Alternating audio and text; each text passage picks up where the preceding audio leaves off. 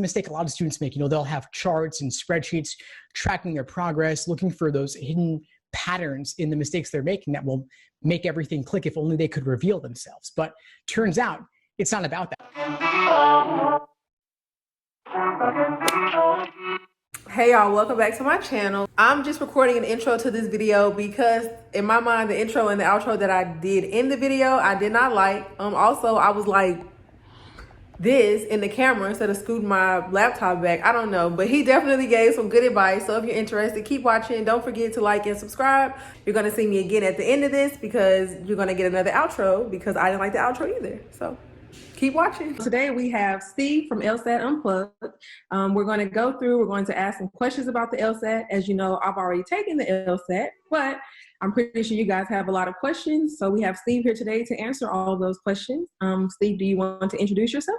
Yeah, sure. Thanks so much for having me, Latasia. Really excited to be on your channel here. So for folks who don't know me, my name is Steve Schwartz. I run the LSAT blog. I also host the LSAT Unplugged YouTube channel and podcast. And I've been teaching the LSAT since 2005. I never thought I'd be doing this since I started off with a relatively lower LSAT score in the 150s, and I ended up getting a 175 on test day. And it took me an entire year, but the insights I distilled along the way, I've put into all my materials, and so I'm happy to share any insights I can. Okay, definitely. I didn't know that. That's interesting. I didn't know you started in the 150, so that's good to know. That gives people a lot of hope.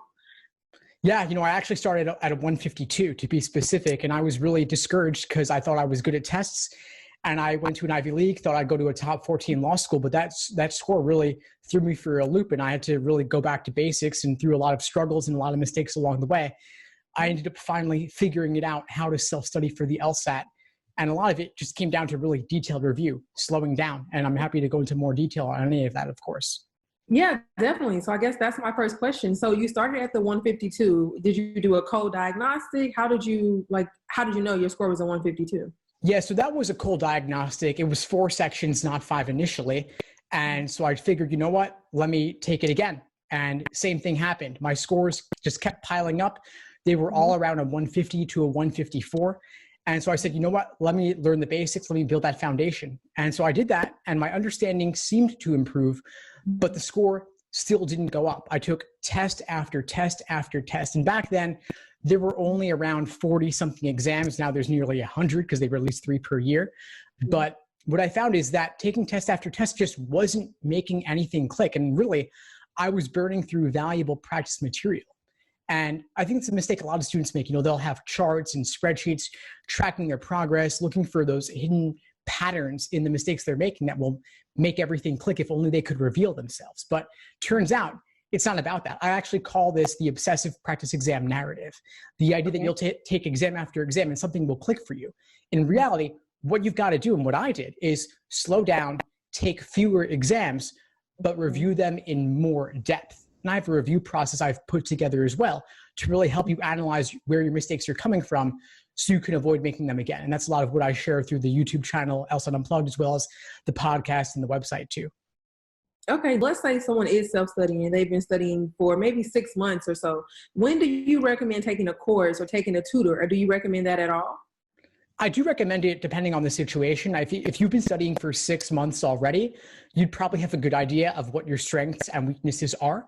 And so that would be a good point to get a tutor because you can target your approach. If you've already been doing it for 6 months, the courses assume you've done nothing. So they're going to be working on helping you build the foundation from the beginning. Now, after 6 months, if it's kind of been like part-time here and there, haphazard, then that foundation might be valuable for you. But on the other end, if you already have a good foundation and you just want to work on weak areas, then a tutor could be better. How many tests do you suggest people take a week then? So let's say that once you get towards, maybe you have a month or 2 left before your test. How many tests should they be taking a week? Yeah, sure. So Steve's practice test rule is maximum 2 tests per week, minimum 2 hours reviewing each test. And that's because it takes a lot of time to properly review these exams. To try and do 3 a week, you're not going to have enough time to also do the review, especially if you're in work or you have school or you have a family. You can't fit that all in. And then 4 a week, that's automatically putting in consecutive days. And I would never recommend taking exams on consecutive days because that's a recipe for burnout. Okay. Is that the biggest mistake that you see when people are studying, burnout? Like they're just doing too much and not actually reviewing what they're getting wrong? That's definitely one of the biggest mistakes, especially for those who are studying full-time, meaning they're not in work, they're not in school, they're able to put in like 20, 25 hours a week at least. And then the opposite mistake is the one I referenced earlier, taking exam after exam and just measuring yourself without slowing down and building the foundation first. What are some of the biggest tips that you think will help people? Like if you could just give the top 3 tips for studying for the LSAT, what would you say? Okay, so the first one, I'm going to circle back to what I was mentioning earlier about the review process. I call this the Socratic review method, where you analyze where your misunderstanding stemmed from. Was it the stimulus, the question stem, or the choices? If it was the stimulus, you want to figure out what LSAC did to ramp up the difficulty level of the question. Maybe they put the conclusion in the middle. Maybe they made it on a difficult topic like science or philosophy. A lot of folks don't like those. Or maybe they used annoying words like unless, except, until, or without. Maybe they used confusing wording for the question stem, or maybe they put tempting wrong answers and discouraging right answers. And you got to figure out what made the wrong answer tempting, but ultimately wrong. What made the right answer discouraging, but ultimately correct. Second big takeaway for your listeners and watchers is the laser approach to LSAT studying. And this is meant to help you build the foundation first, rather than jumping into exams. LASER is an acronym standing for learning, accuracy, sections, exams, and review. And learning is the theory, accuracy is doing questions by type, sections is individual timed 35-minute sections, E is for exams and endurance, and R is for the review process I mentioned earlier. As for a third big takeaway for them, there's so many things to think of. What are some common struggles you see your audience facing? So I think a lot of them, they get discouraged when they take that first test. Like for instance, I think we both started, like I started at a 151, you started at a 152, but we kept going. A lot of people just say they get discouraged. They see that and they're like, oh, there's no way I'll ever get a 170, or I need a certain score to get into this school. So they just stop. I think that's the biggest thing I hear. Yeah, no, those cold diagnostics are really discouraging. And I actually recommend against them, because you wouldn't take a diagnostic in a foreign language you've never studied. It's obviously not going to go well, right? And the LSAT is like a foreign language. So you've got to build the foundation first. And then only after that does it make sense to really start measuring yourself and looking for weak areas and trying to get a gauge of where you stand. And so I tell people, your diagnostic definitely doesn't define you. And your LSAT score as a whole doesn't define you. It doesn't relate to how you're going to be successful as an attorney going forward or in life in general. It's certainly not an intelligence test. I mean, you can improve significantly on it through familiarity. And also I would tell folks that there is always a chance to retake. Law schools don't average multiple scores. They only take the highest. And so while the LSAT as a whole is incredibly important, no one test day will make or break you. And it's offered nearly every month now. So there's always a chance to go at it again. Exactly. So how many times can you take the LSAT now within a year? Is it 3 or 5? Or? Yeah, so there are some retake limits, but they're pretty broad in general. You could take it 3 times in one cycle. Cycles run from June to May of the following year, 5 times in 5 years, 7 times for life. And if you get a 180, you can't take it again. Obviously. I hope nobody would do that. Okay, so is there any other general tips or anything else that you just share with people when you're doing your tutoring or your sessions or anything like that? Well, one of the biggest mistakes I see students making also is they're using any old random book they'll find in the bookstore. Yeah. I see that happen a lot. And a lot of these companies, I don't want to name names, but a lot of them do use fake LSAT questions because they want to avoid paying licensing fees.